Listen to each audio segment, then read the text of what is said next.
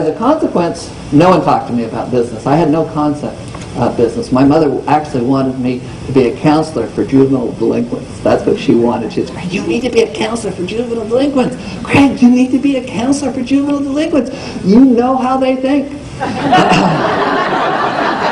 I never quite understood what she meant by that. But I didn't want to be a counselor for juvenile delinquents. I didn't know what I wanted to be, but it wasn't that. And so when I got involved in this business, I wasn't good at it. But I kept going forward. I kept learning things. I had some things that were on my side, things that I could not control, the macroeconomic elements that I spoke of. And I just kept moving forward until I actually became quite good. And that's just the way life works. I don't care where you start. If you keep at it, you can be successful. Malcolm Gladwell, in that book that I mentioned earlier, Outlier, he talks about research that was done about how violinists are made, concert violinists.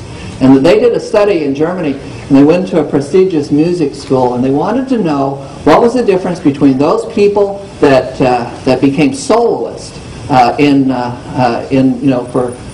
orchestras, those people that played in the orchestras, and those people who ended up teaching school and giving lessons.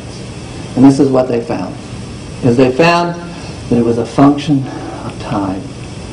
That those people who became the tops in the profession, everyone started at approximately the same age. Everyone practiced to a certain extent the same amount until they got to be about 12. But about 12, there became a delineation.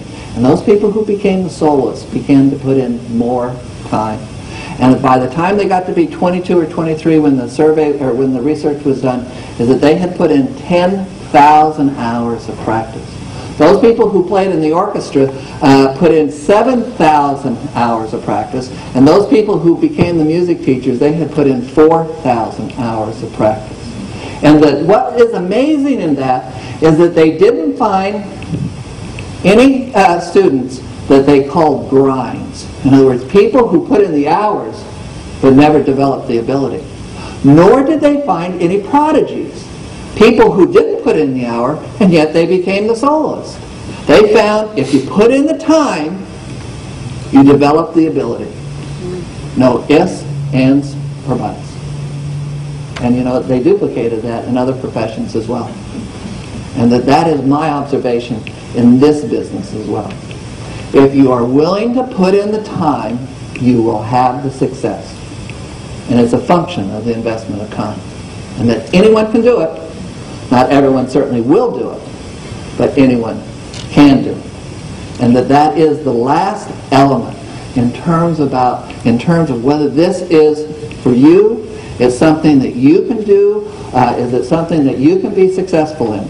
Because the macroeconomics are there, the product structure beneath those elements are there, the demographic trends are there, the technology is on our side, the cultural changes lead towards us, and the question is, will you put in the time that will allow you to become successful?